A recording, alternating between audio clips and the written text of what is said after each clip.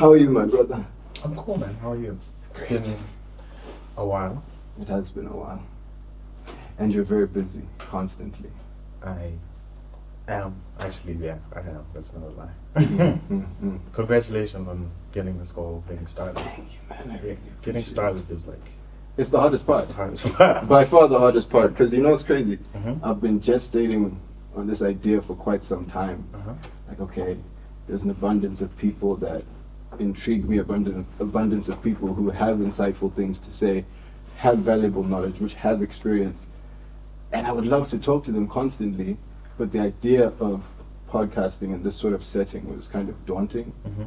But when you finally just say, hey man, Just do it. just do it, just set up, get the lights, get the thing, build the set, make it happen. Yeah. And then the next thing you know, you're sitting here And just we're like doing this, it. and we're doing Yeah, it. the set looks great, man. I really, really appreciate it, Are man. these your books? No. Okay, I was gonna start asking you questions. I wish. No. We can't start like No, that, my bro. bad. We can't start like that. What have you been up to, man? That's such a good question. I wish I'd like prepped, but the truth is actually the best preparation By ever.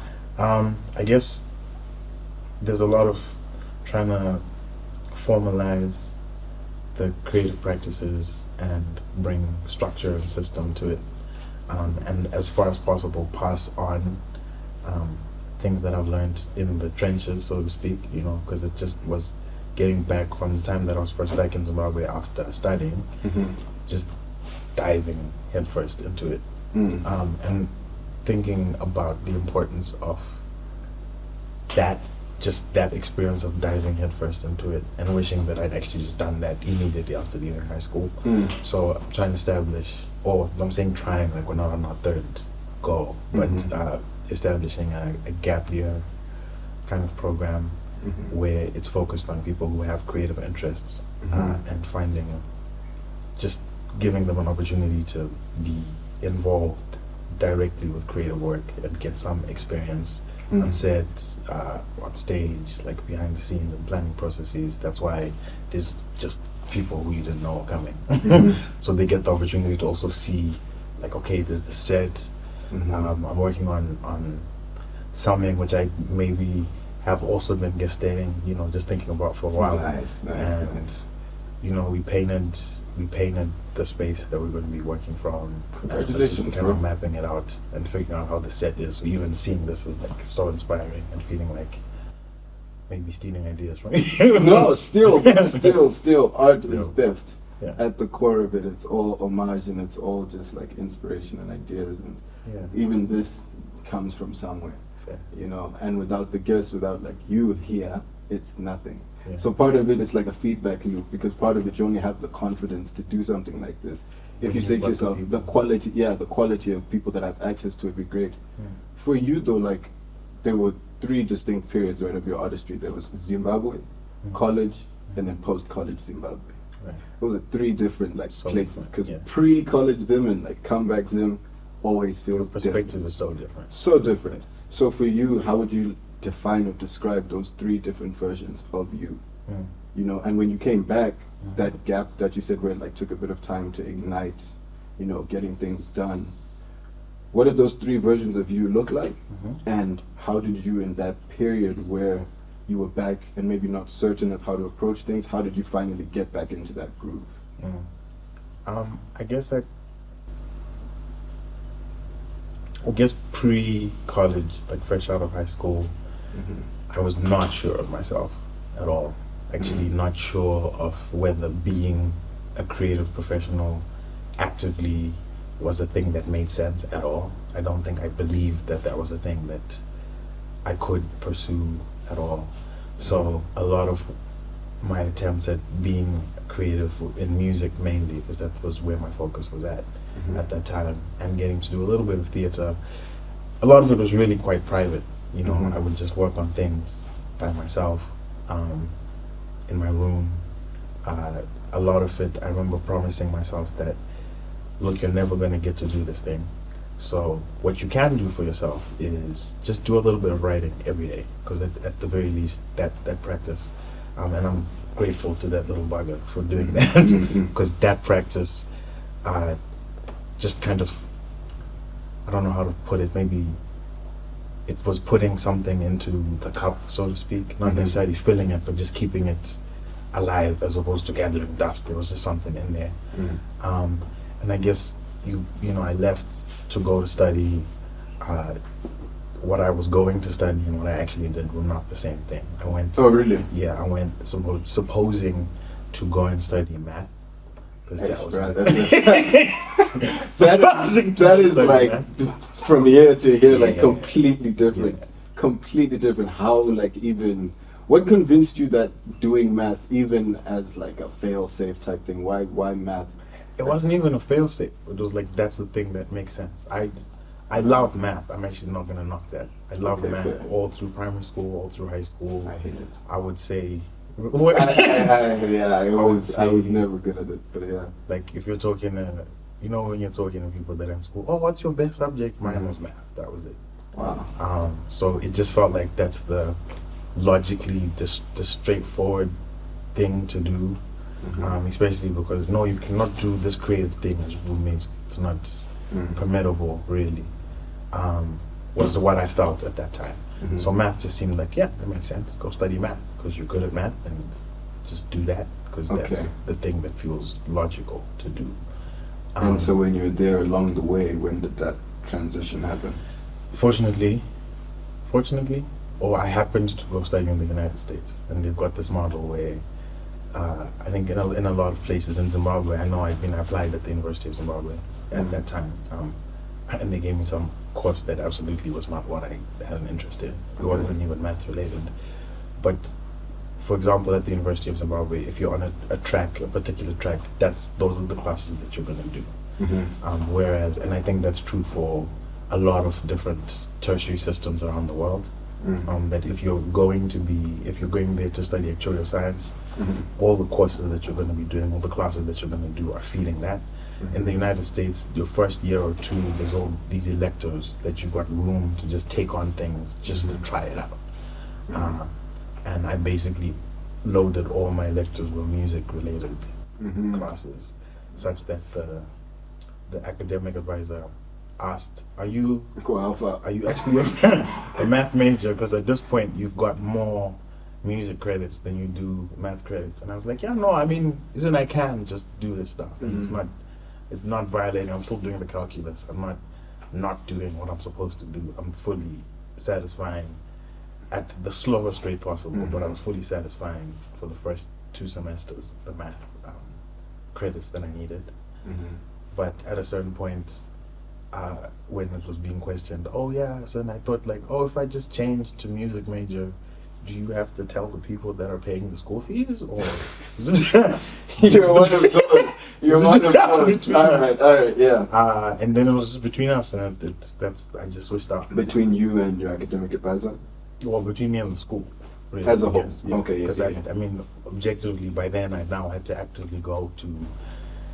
I had to, explicitly pick an instrument. I had to now proactively be a music major, and that was a whole new world, but really exciting because I'd already been enjoying being in, I'm in music theory, I'm in sight reading, I'm in choirs, I'm in a band, I get to do all these things, I get to try all of these things, and finding more and more that all those daily exercises that I've been, trying out in private were finding utility in a group setting, where it was now you get to collaborate, and I think that was what that experience was a lot of for me, was the getting to collaborate, and having people that you can bounce your ideas off of, you know what I mean, who are absolutely gung-ho and serious about this thing, because there were so many people who went there to be music majors, who to this day, there's people who I went to school with who are music teachers, music therapists.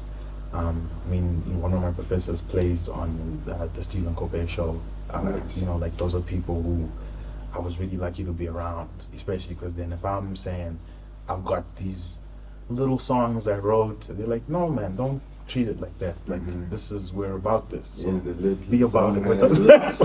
Exactly. Dude, I don't know how YouTube works. I might get flagged. They just find the little ditty. Unless you're off key, they can't even find. They can't even find the. Even that show that we did, they flagged a bunch of songs. No way. They fully flagged a bunch of songs. See, I that's don't so know how they surprising to me. figured Like, that how out. to find that? Yeah, that's Because so it's not strange. even in the same key. Like, you think it would have to be in the same key, Wow. at the same tempo, but the technology's gotten so good that it can clock. But I don't know, you sang two lines of that. Dude, I don't know how it's gonna catch. whatever tech they have, they can do a lot of great things with it. So I don't know. Yeah. But so for you, before that, the experience of collaborating with other people wasn't really a thing. It was non-existent. No, it was definitely there, but it was in high school, and it's just these are the homies. So which were people just- weren't as focused, or Yeah, it's. I think we were all really passionate about it, but it was very, I think, apparent to each of us, to an extent. I mean, there's a few people who went forward, and then ultimately I became one of those people. But it was all quite clear to us that when school's over, all this creative stuff, that's the end. Like, the second school ends, we're gonna have to go and study Find something real things. real. Yeah, because I mean, even the what we were doing, like collaborating on, we'd be doing that outside of any school activity. You'd go to class, you'd go to your sessions after, and then it's in your own private time that you're like, yeah, pull up, let's open up the laptop and try cook Let's something jam, on let's the mess FL, around. let's try figure out something on the piano, and let's write some things. I mean, and there's material that I'm working on, a project that I started maybe talking about out loud 2 years ago, called That Will Suffice, Plug. which which starts from that time, from that high school time, and that collaborating Also, the idea, like you said, gestating, like that idea was the from seed back was there. planted long back. Long back. But then there was a time when I was like, nope, let's Dude, that's so cut crazy. that out and just leave it. Yeah.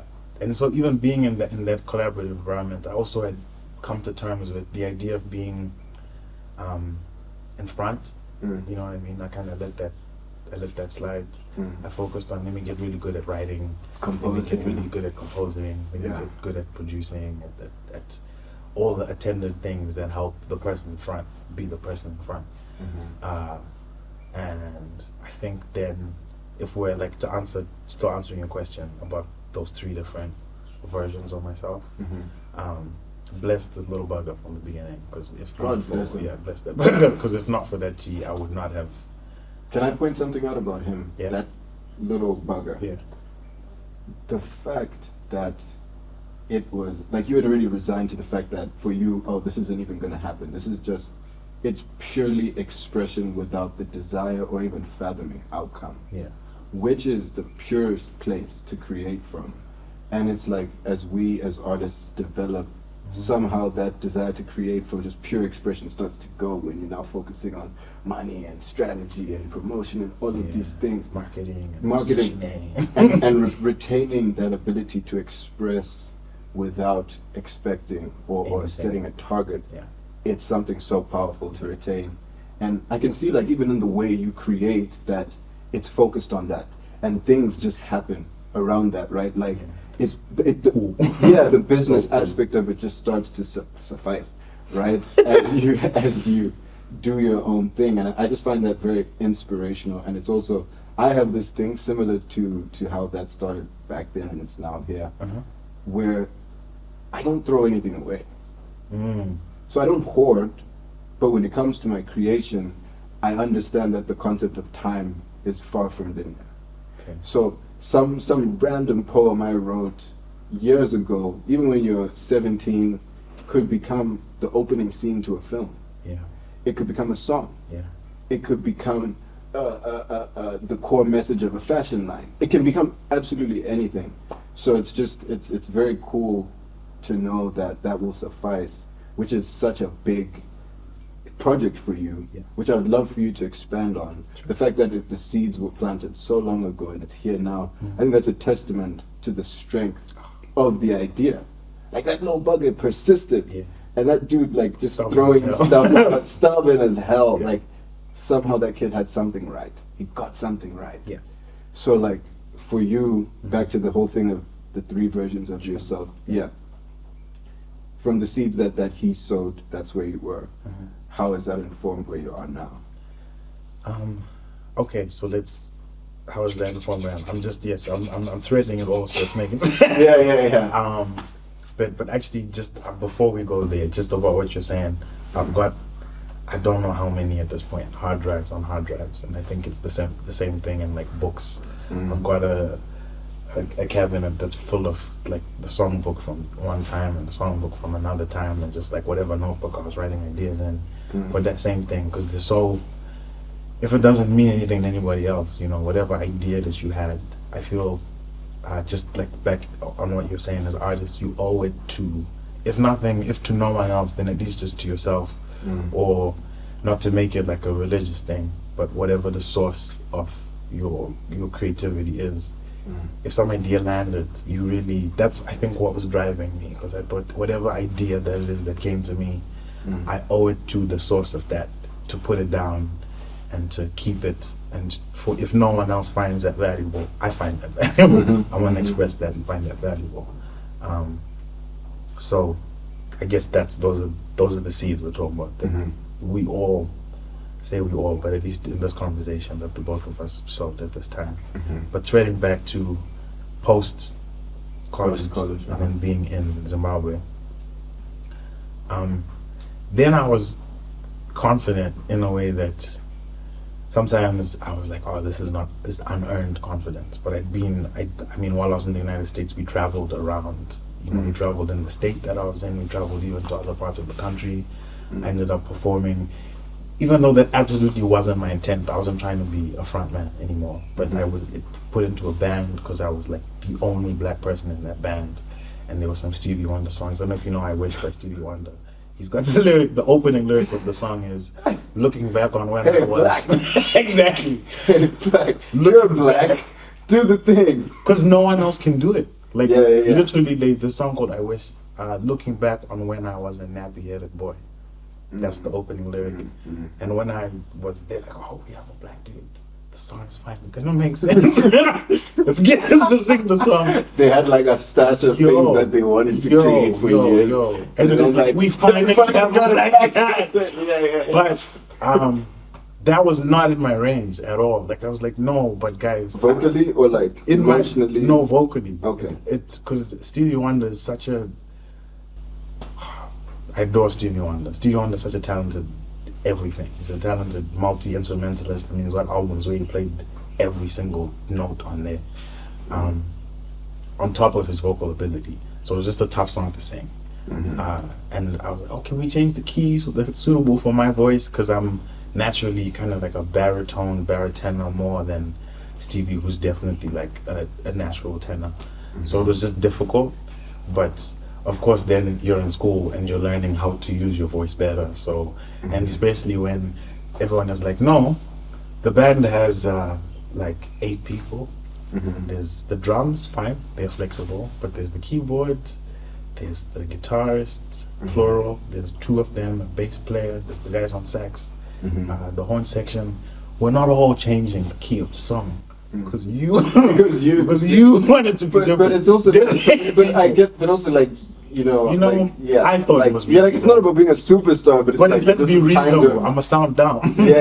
But by the end, I had to figure it out. And fortunately, because I'm in an environment where, you know, it's music education, you get to understand your voice, you get to work on it.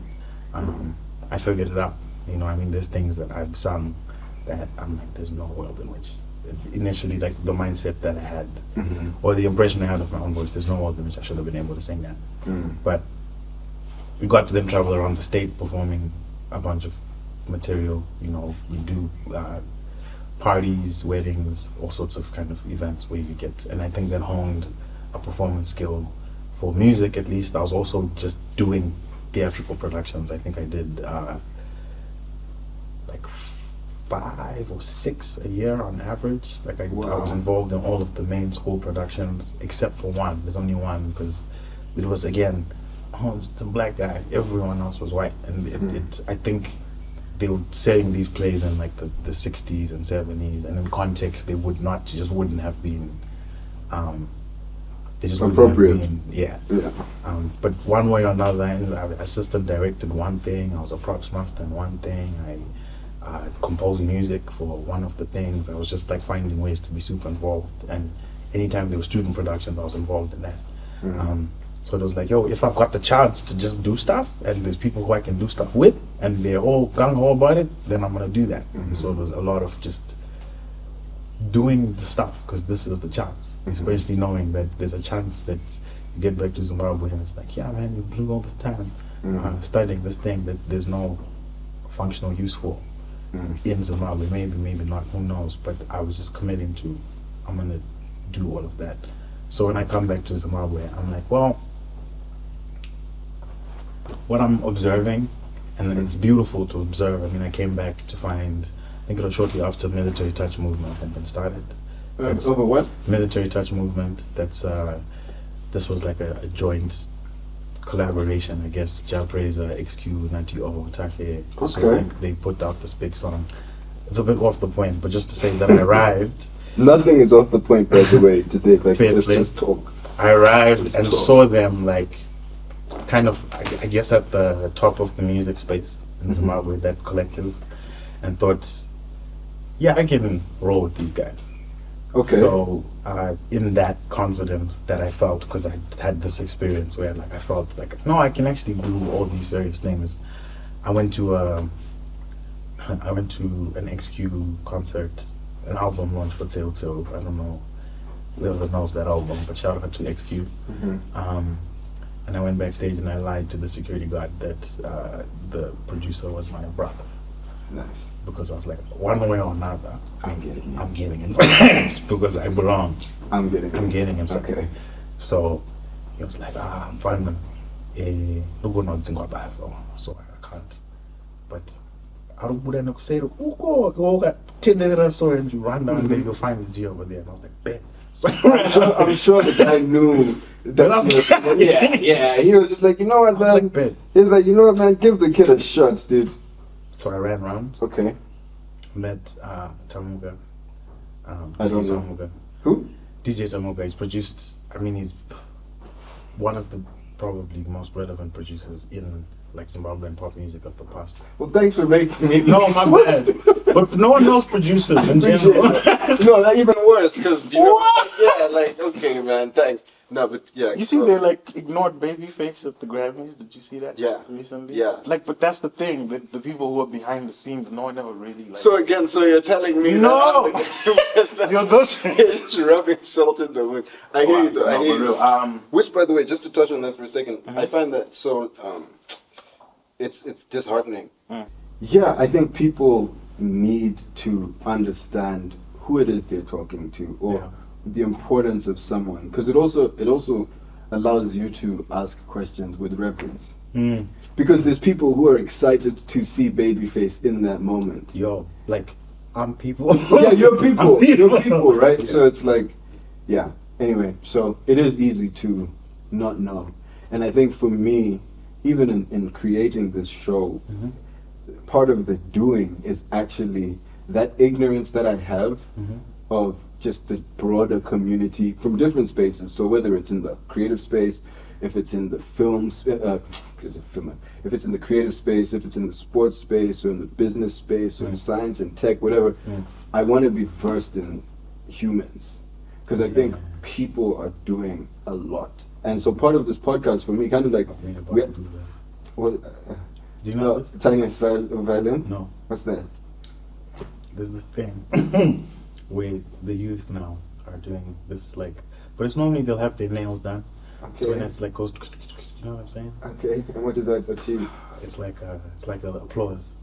Oh. Like dope, yeah. Oh, so we're not doing this anymore? Or we're not finger snapping. Oh, we're not snapping anymore. It's just doing this. That's not what it is. Oh, okay. Nice. In the future, it'll just be blinks. It'll just be rapid blinks. Like that? Yeah, just like that. Will that still mean like what we know it to mean? It's like, nah, this is weird. Don't do that. No, I mean this is absurd. Like I feel like what do they call crab? Like a crab. I feel like a crab. This is ridiculous. But shout out. Shut up. But no, like so for me, this like doing this will allow me to genuinely look up people, find people, and talk to people, and learn firsthand.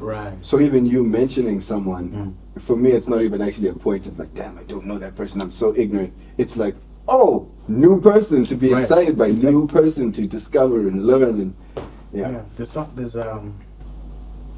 actually, let me someone, I can't just name exactly who I was talking to. I was talking to this very cool artist I met recently named Zola Masao. Okay. And we went to visit the Natural History Museum by Rotten Row. I don't know if you haven't been, if you haven't been, you should absolutely go. And we had a conversation about ignorance, particularly because we were in these things where it was like, oh, I didn't know that, or I didn't know that, in terms of the information that's there. But just the thing about ignorance, how exciting it is to be wrong, and how exciting it is to not know something, because it's an opportunity to learn, an opportunity to find like whatever's the right answer, until you find that answer's wrong. So I'm with that. That's why I was like, yeah, I'm with that. I get you. Because it's fun to be wrong. Because you then have to figure out whatever is. You have to find a new answer. Yeah. So since you came back to Zim from being in States for so long, that period of integrating that college States to this current version of yourself, how often were you wrong? Still wrong, bro. You like the fumbling process. So much of the time. Like I would be like, just to get back to thread it so it makes sense. So I made Tamuga and he was like, yeah, come through to the studio. So I started spending quite a lot of time in Jabreza studio. And because Jabreza is ostensibly already, by this point, this is 2018, is already inarguably one of the biggest artists in the country. Of course, his collaborators are also massive artists. So I'm in the studio all the time, and there's like really popular artists showing up, but I haven't been around. So some of them I just do not know at all. And like then it was like on high. I was frequently so ignorant and just not knowing so and so, what they bring in, so and so, this is so and so producer, you produced this song, and I'm like, what song? But in a way, I mean, it also I think it kind of helped to keep me grounded and not being too starstruck. Like the time I was proper starstruck was when XQ was around, because I grew up listening to XQ, and like I've still got like lyrics from when I was in high school where it was like, yeah, shout out XQ, what on my list of these are my top 5, whatever. But yeah, I think it happened frequently, and I feel like it still does happen quite a lot, because there's so much going on. I think there's so much more going on than you can hope to like have your fingers in as much as I'm like in a lot of different spaces, there's still so much that you then hear about, and you're like, wow, I didn't know that was happening, or wow, I didn't know about this move that was going on. And that I like that, I like that in the sense that it inspires me how active Zimbabwean creative professionals, whether professionals or not, but Zimbabwean creatives are, that you're not going to exhaust everything. You're not going to have heard all the best artists. Like even earlier today on radio, there's something that was playing, and I was like, is this Zimbabwean? And it was, and I felt a bit silly that why don't I know this? And I was like, of course I wouldn't know everything that's going on, but and it's evolving by the day.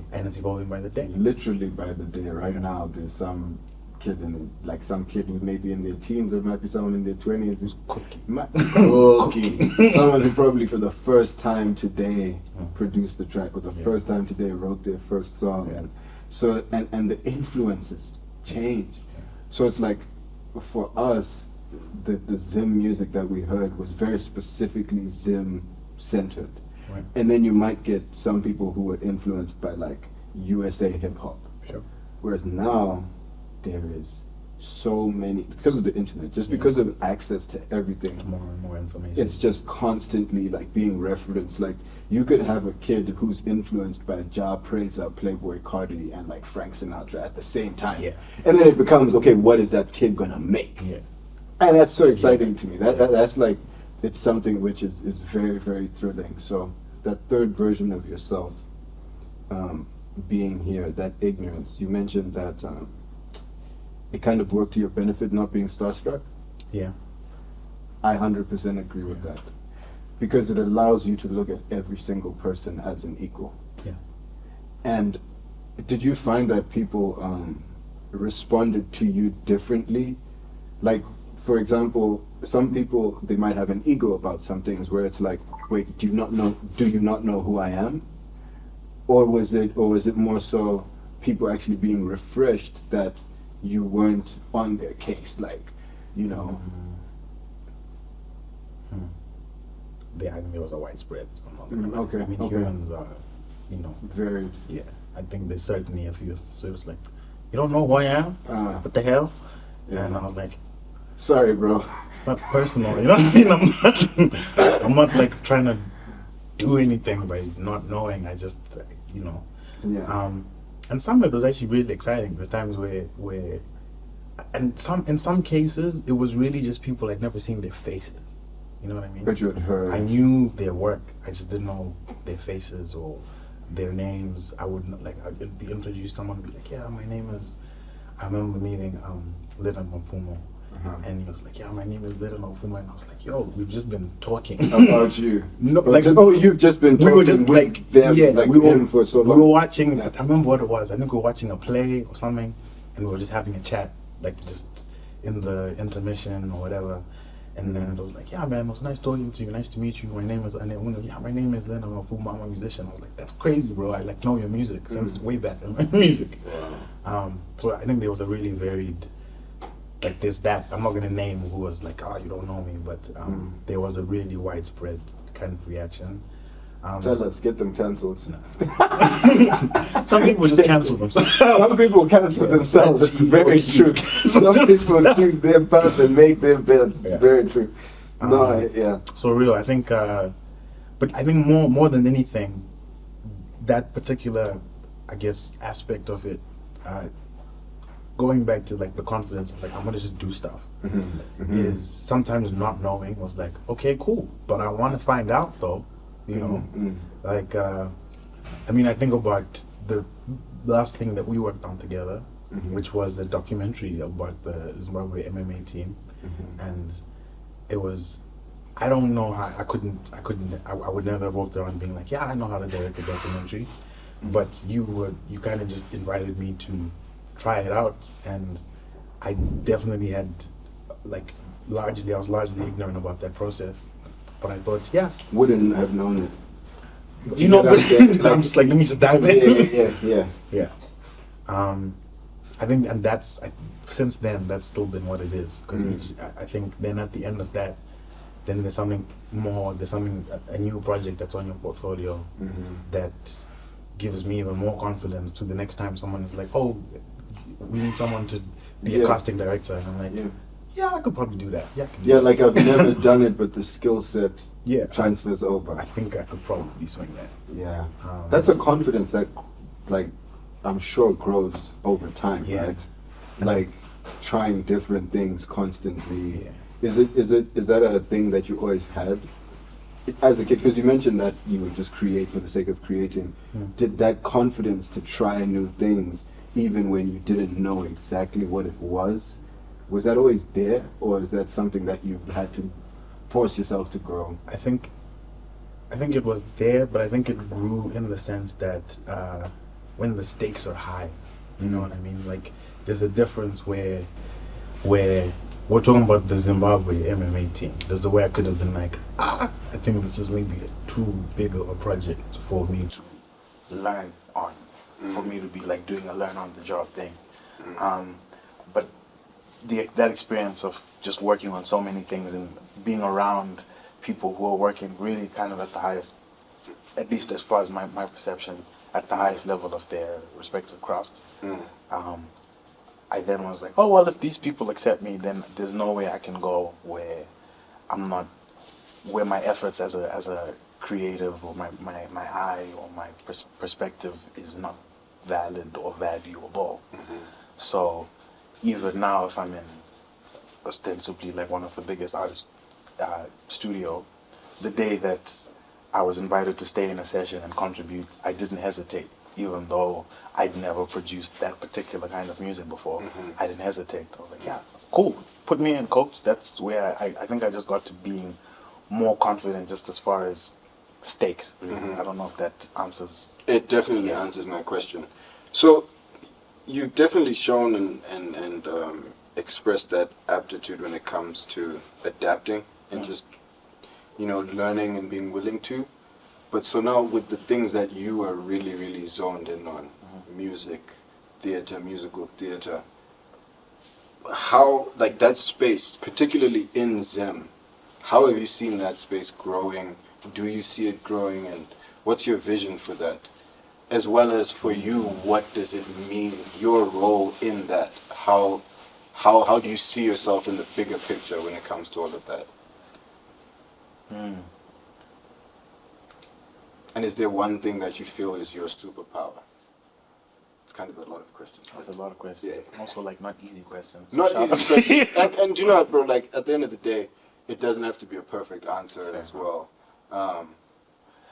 Well, today, my answer today, as far as my vision, I think I can hear myself having said this once to somebody, but I'm really eager to see more and more people express themselves and get to put their music and with their unique perspective out there. Especially because that being part of the zeitgeist, part of the overall praise. It's my words. Oh my God, William Shakespeare. You got Willie in here, dude. You got good old Bill. The more that there is, aside from that, there's more for me to consume, you know, and be inspired by. I think there's a way that I remember feeling limited and looking at the creative space in Zimbabwe and being like, Hapana, cut that out. There's no, because my perspective of it was that it's really limited. And at some point over the years, I've really shifted, and now I feel like it's absolutely limitless. Yeah, so then my perspective just shifted, that it really is unlimited, and it's limitless what's possible. So I say it like I have no idea what's going to happen, you know what I mean? But I just would love for productions on the scale of whatever's happening on, like, beyond the scale of what's happening in other parts of the world, in New York, in London, where those have always kind of been like the celebrated bedrocks of musical theater specifically, that more and more things are coming out of Harare, Zimbabwe, or just in this part of the world. I think it's evident that there's a hunger for stories from the global south, to use this language that people have taken using. But yeah, just that. I'm really, really keen for people to just not feel held back in any way like that I felt. I don't want anyone else to feel that. I don't want anyone to have waited like 10 years to make that will suffice, whatever that is for them. I don't want other people to do that. I want them to put it out, to get a chance to work on whatever's on their heart and get that out. Even when the radio might say, no one wants to hear this, you know, because if we go back, I mean, I doubt that Shakespeare came out the gate and everyone was like, oh my God, this is amazing, we want it. We know that some of the most celebrated artists, not even artists alone, celebrated thinkers, came out the gate and were met with mass resistance. And I love that. I love when there's resistance, because it almost confirms that there's something that you're doing that's got some value, especially from a perspective of art. You find that if you're grading against people, you're doing something, because it's affecting them, positive or negative, whatever the effect is. Then you just know that the art is effective in some way.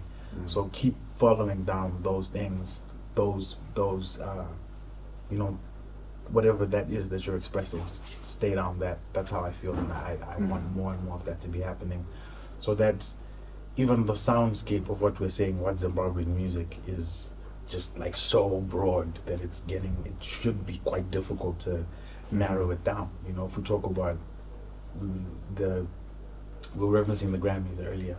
If we think about the just range of what they're awarding, you know what I mean? That's the Recording Academy in the United States.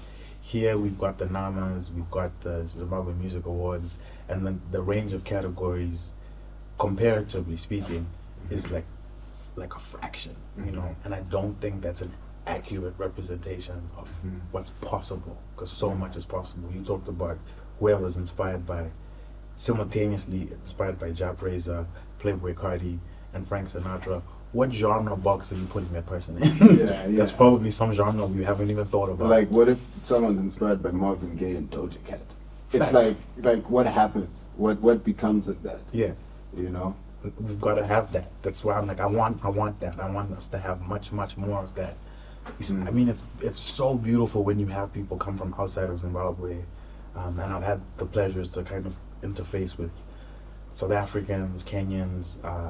It's beautiful to actually interact and collaborate with artists around the region. And even when we've got people coming from the public theater, you know, even in New York where they debuted Hamilton, or from wherever they are coming from in the world, to come to Zimbabwe and be wowed by what's happening, like in the art space.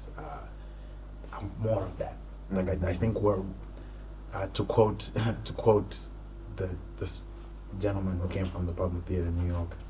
He said he was around for maybe 2 weeks in Zimbabwe and was, you know, collaborating with myself and a plethora of other theater makers. And his comment was, it feels like you're in the midst of a golden age. So whatever is happening, you know, there's even from the first time I went to Jap Razor Studios, the first time I liked to get backstage, to now, my own sound, and it's pushed to a point beyond where I would have thought I'd ever have gotten. And even just the sound that you hear on radio, what you see when you're watching people, just the quality of the performances, it's just getting higher and higher to the point where it's getting harder and harder to pretend that the creative space in Zimbabwe is not a real thing. It's such a real thing. Yeah, and people hold on to what they know very hard with all their might. Like, change, you're saying the resistance that change is met with, man, to people it's the most terrifying thing. Shifting from a place of comfort, because even the sounds of the music, the sounds that filter through the streets is comfortable. You know what I'm saying? It's okay, I'm used to these sounds. This is it. So the moment something kind of breaks that monotony, people are definitely going to push back. But like you said, right now, it's literally impossible to ignore it. It's impossible to ignore it, because if you go to any different art space, you're seeing so many different things happening, like you said, and you're seeing the quality constantly elevating. And the commitment of the people who are putting that stuff out, even when, like you were saying earlier, even when there isn't material return for it, there isn't popularity, there isn't fame, there isn't money, and that people are still doing that, knowing that it's just adding to the zeitgeist, is beautiful. I love seeing that. And I really hope that as this golden age emerges, or as it continues to grow, that resources become more actively available. No, you're real. Come on, real. Get it together. The world has changed. The world is changing. We're evolving, but like the more that people feel unafraid to try things, the more people are going to want to invest in creating more resources. It just happens naturally, because I think in the past we were so comfortable in the Zimbabwean identity artistically that there was no room, absolutely no room, for people to even want to create new facilities or offer new resources to support the arts, because it was like, well, hey, we have a system, it works, we feed the people, this is consistent, why do we need to create new theaters? Why do we need to create new music studios? Why do we need to build sets and things and such? Why do we need to have equipment ready? But then now, it's like, again, we were talking about that kid who's learning and creating for the first time. It's, well, hey, I know I can see that people in states or wherever have that. I need that too. And suddenly the collective consciousness just shifts, and just things are happening. For you, in the projects that you are working on, how do you feel, this is maybe a loaded question, but how do you feel that they are elevating or advancing our culture as Zimbabweans? What is different about Santu Guild as a whole, which we haven't really spoken about at all? I would love for you to please tell me what Santu Guild is, the inception of it, and how it serves to benefit all of us. Yeah, so Santu Guild is a creative collective, creative agency.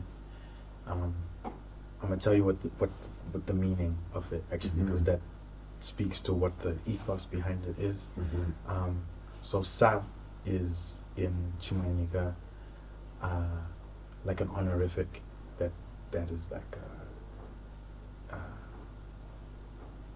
Sangoma, for example, is like the owner of a ngoma, or the one who gets to play the ngoma.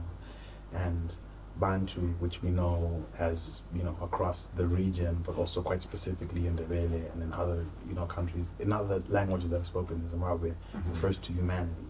So it's about just being really directly connected to humanity and letting all the creative work that flows out from that space be about that, about community and about the essence of humanity.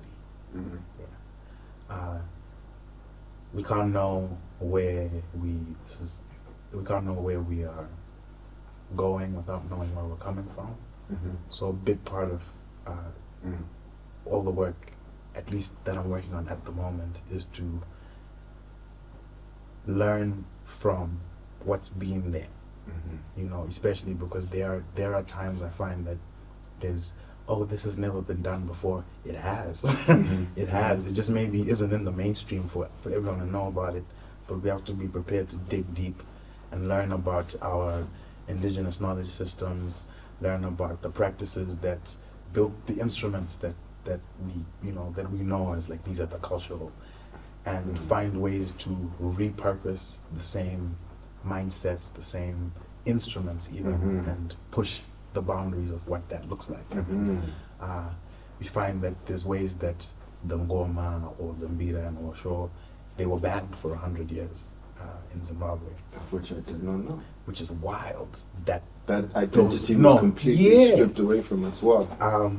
And then, when it's reintroduced, you find that, and I understand why in some spaces people got really precious about the culture.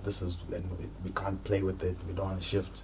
We don't want to disrespect. Was it banned for this because it was like to not disrespect, or was it banned because it was considered like a bad thing? Like it was banned. Okay, fair. It was banned by the colonial powers and authorities. Because functionally, in the practices that people had, spiritual practices, cultural practices, just in the way that people lived their lives, those instruments were such a pivotal part of like Lira ceremonies, just the ways that people would commune with their ancestors, for example, and that gave the local indigenous people power. And, we know from everywhere, man, from that the best way to destroy a people and like conquer them is to shake what they believe in, shake what gives them community. House divided against itself, cannot stand. So not to like make it an attack on anything, but just the colonial powers come in with the Bible. It's not an attack, it's just facts, stating as it is. really. Yeah, 100%. They come with the Bible and demonize the practices that give people power, give people a sense of community. And one of the very clear ways that they were finding that was at every single Bira ceremony, you knew that there was going to be Bira Ngoma and Osho. You knew that people were going to be dancing. And once you've taken away those instruments, you've taken away those sounds, which are such a big part of that cultural experience that people had, you've weakened so many of the other aspects. You know what I mean? Because it was a communal, like, family experience. Whoever's learning the mbira, whoever's playing the mbira, and who's playing the drums, and who's doing the osho, and there was a role for everybody in the community. Yeah, that couldn't stand. I mean, in the sense of, wanting to conquer people, couldn't stand. Yeah, your ideological values can't clash with the native values. So you need everyone, which is very sad, because the Bible is a beautiful thing. It's a beautiful. Jesus Christ is a beautiful man, and the fact that the cultures weren't able to coexist is very sad. It's extremely sad, because they share a lot in common. They and you know what, across religions globally across belief. And you know what? It's not even about how much they share. It's the key fundamental thing is love thy neighbor as you love yourself. I'm willing to bet that globally, Mhm. if you were to go to an uncontacted tribe somewhere in the Amazon or anywhere, an island off some random coast that we've never heard of, you will find an idea of a God. Yeah. There's not a single people that don't believe in some sort of deity. And to me, that means something. That means that there must be something at the core of it, right? So like, one cannot disrespect someone who believes in this or that or this or that, but we can only coexist. Because most wars are waged over religion. And it's waged over a concept which is love. So you're like, okay, no, I want you to read the Bible. I want you to become a Christian, but you're not allowed to play your ngoma. Because this is love. That isn't love. Yeah.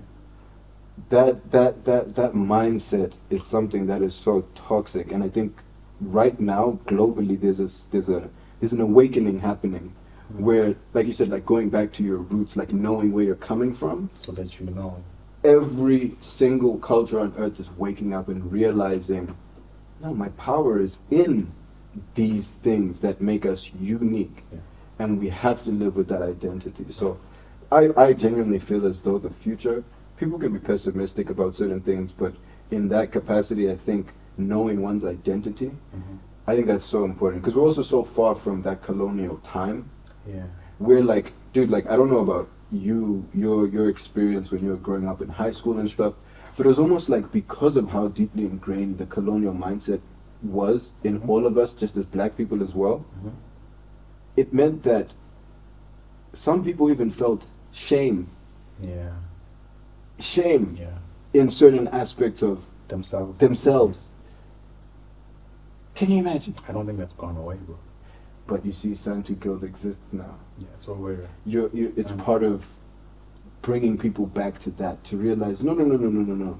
These instruments, these customs, this way of storytelling, these melodies, like even melodies have been stolen, dude. Yeah. All of these things, no, they still exist, and we can showcase them in a certain capacity. And find community. And I think that's part of where that guild aspect comes from, where. Yeah. Okay. So you said Sa, Santu. Bantu, Santu. Yeah. The guild. Which is, I mean, of course, that's a word that just refers to like a group of people that share standards. I mean, if we're talking like the filmmaking guild, of course, you know, we know all about like the screenwriters guild, where it's people who have a standards that they work to and value. And I think that's part of what it is about. We're committed to a standard of respecting, aside from respecting where we're coming from, you know, as a collective and whoever we're working with, but also respecting where other people are coming from, and being really focused on that community aspect, because there's no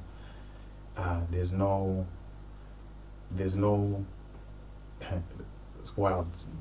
This is how my name is like followed me all through life.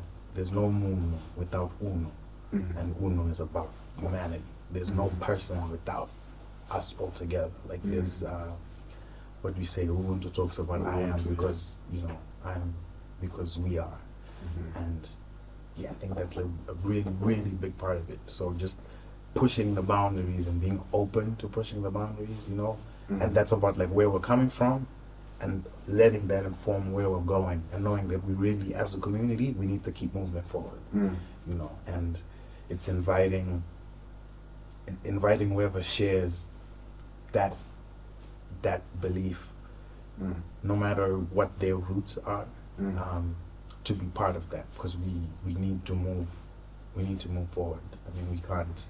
We're in a golden age, and that we've got to push. We've got to push. We've got to share. We have to.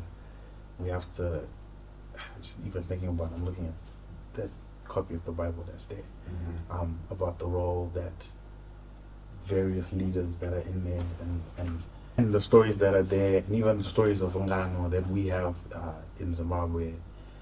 and just the ways that it was always about bringing people together and then moving forward together as a community.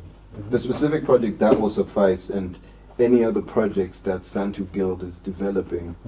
Can you tell me about those? Sure. So with That Will Suffice,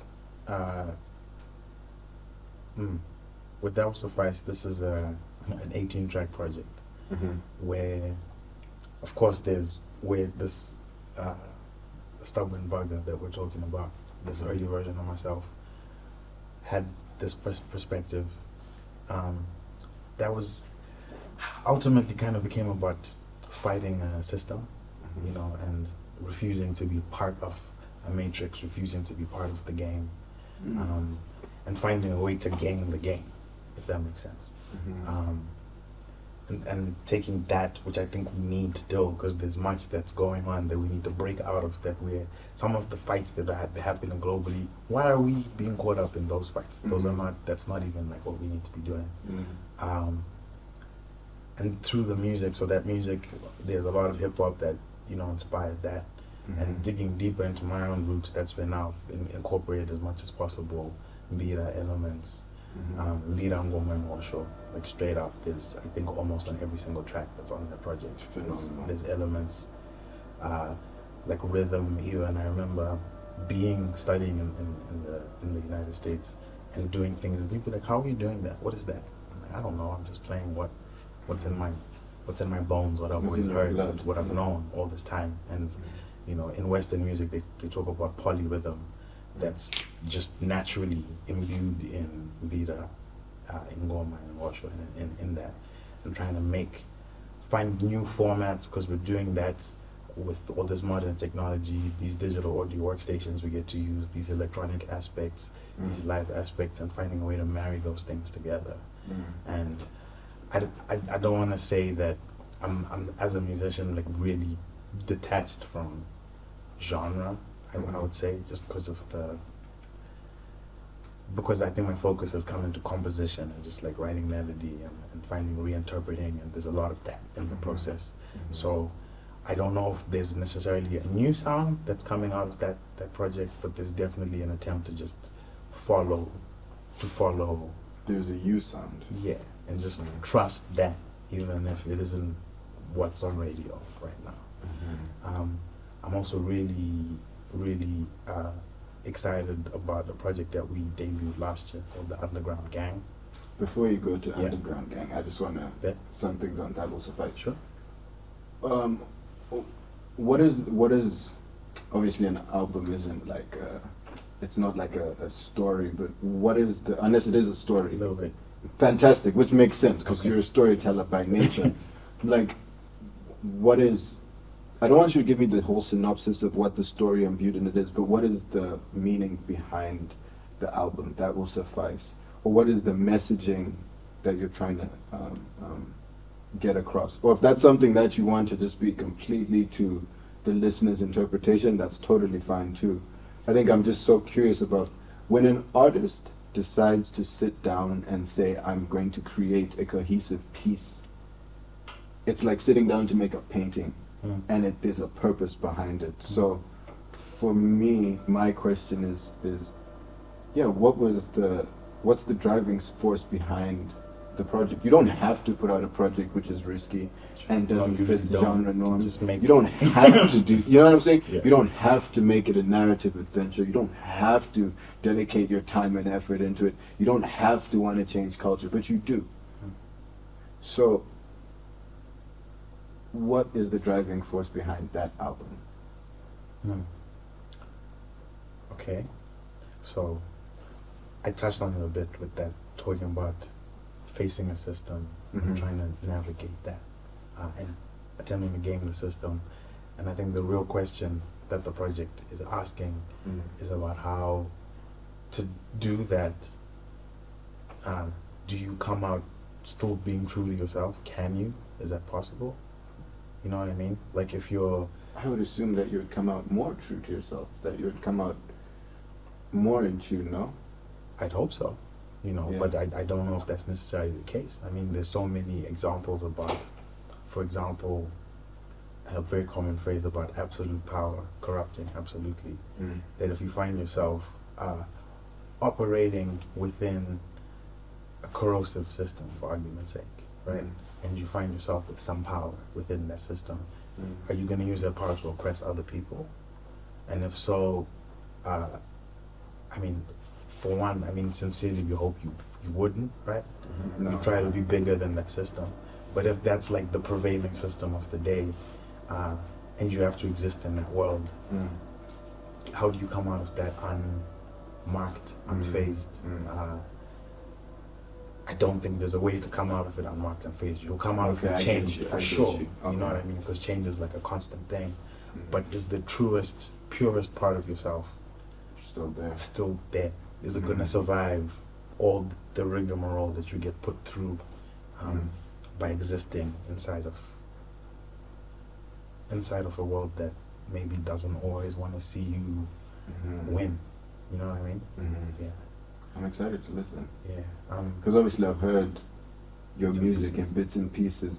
I don't even know if the songs I've heard are going to be on the project or not. Fair play. You know what I mean? So I'm very intrigued to hear how it sounds. There's at least one. Yeah. There's at least one. Yeah, That you saw got that. that's definitely gonna be on the Shout out. So yeah, the next project that you're saying Santu Guild is developing. Oh yeah, so we actually launched that last year, a Mhm. project called the Underground Gang, Okay. and that, interestingly enough, a lot of what we've spoken about was touched on in that project. So this was a play where the general synopsis was you've got this underground gang in a world where Mbila Ngoma and Osho, they exist in a time when Ngoma and Mbila and Osho have in fact been banned. Okay. And there's all this indigenous knowledge system, and then these practices that have been oppressed and are illegal.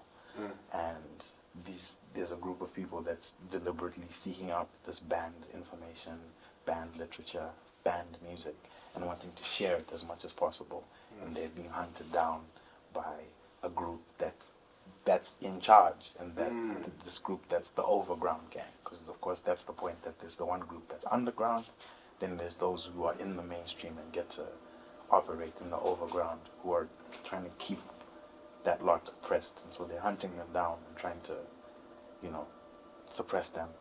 But it's just about that kind of struggle that exists where the underground gang are even trying to get members of the overground to buy in and to open their eyes and to be enlightened and to be awakened to that Oppressing oppressing people isn't the way to go. You wrote this completely, you composing completely, directing, acting, what's No, your... so it was very much, again, talking about that community aspect, was very much collaborative.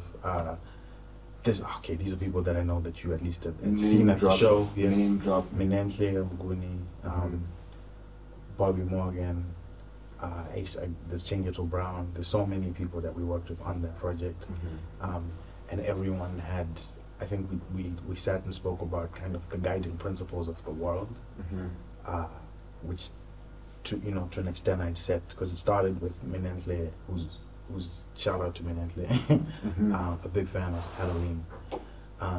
The movie or the holiday? No, the holiday. Okay. And so I wanted to do something for Halloween. And so we had this back and forth where I thought like, okay, but Halloween, then, like I was talking about researching and finding out where things come from.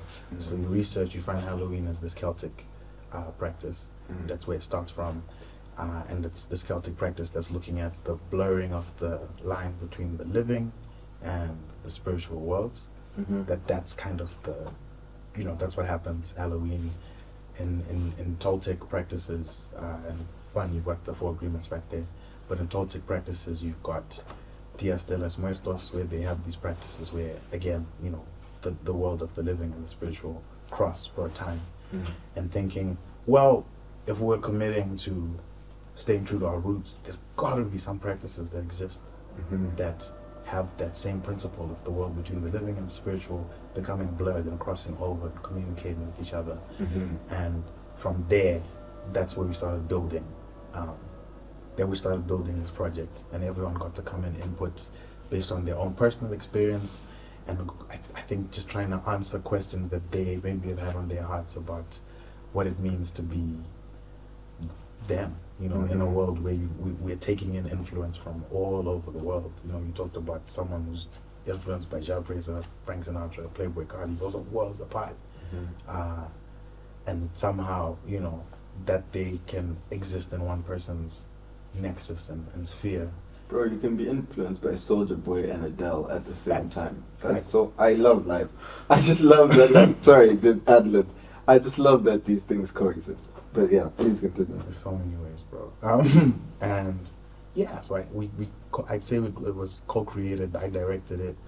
I arranged a lot of the music and put in some of my original music.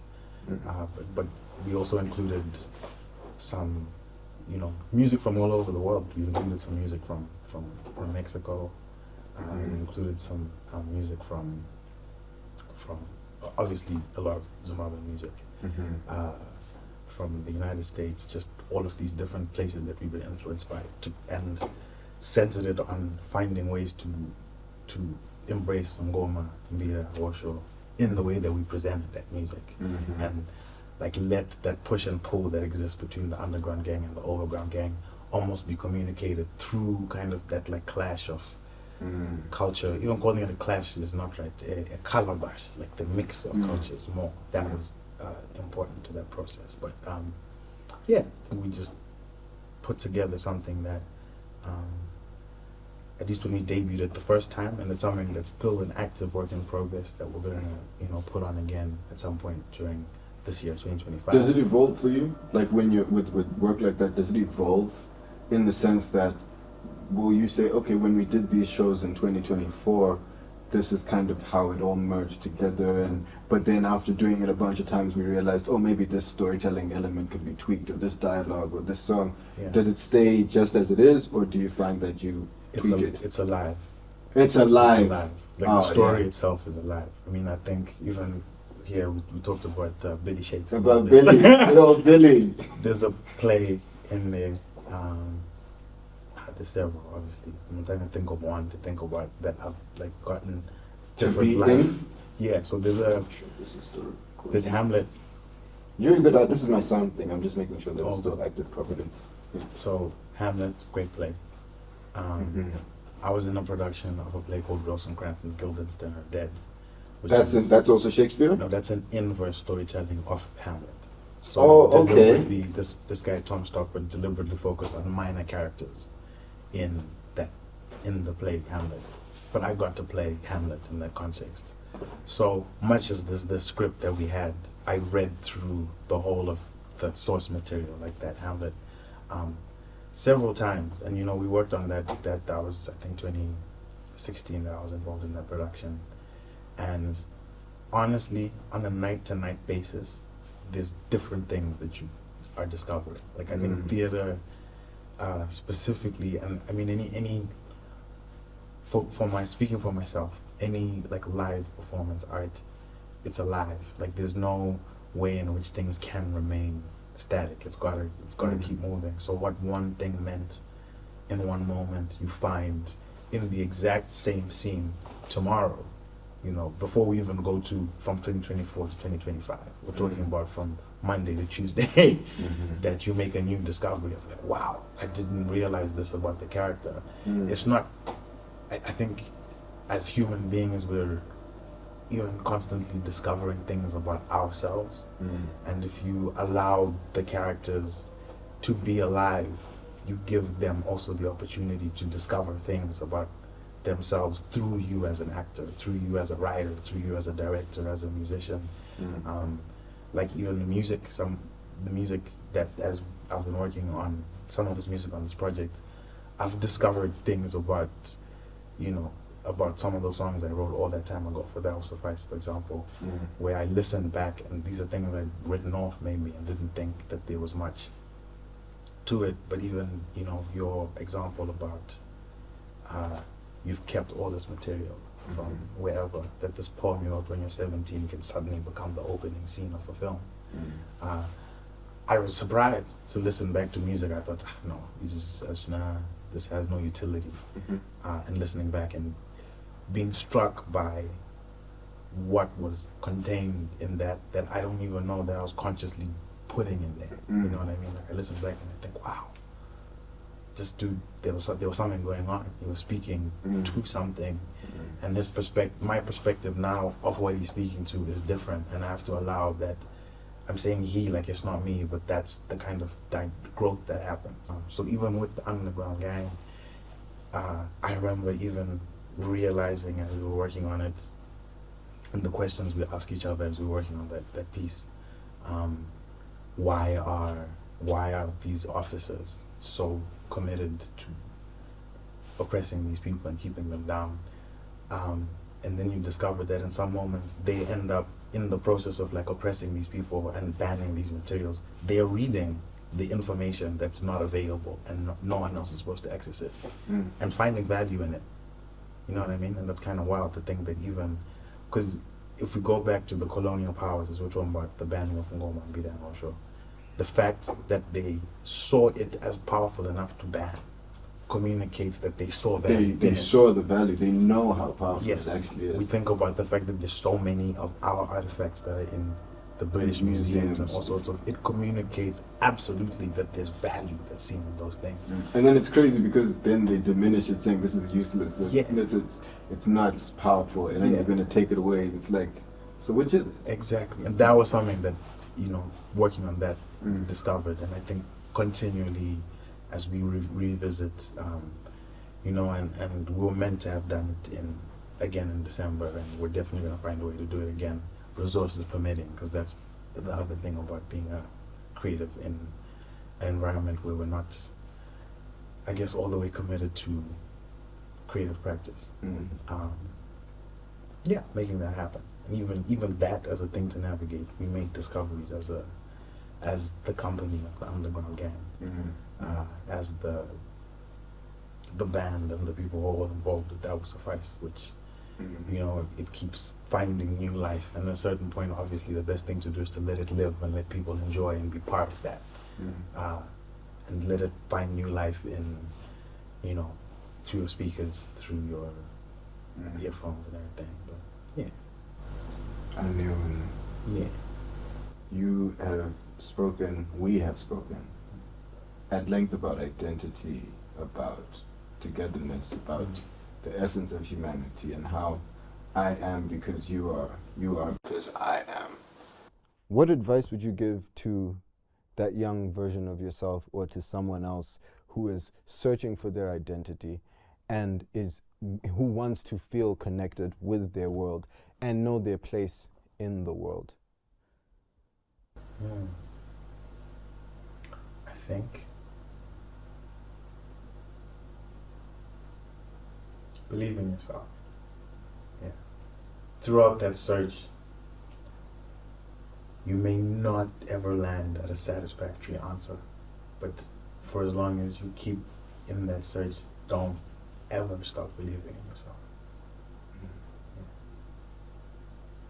AneUnhu, my gosh. Shout out me. Thank you for having me. Thank you so much for coming through. It's been such a fruitful, insightful, visionary conversation. I've certainly been enlightened.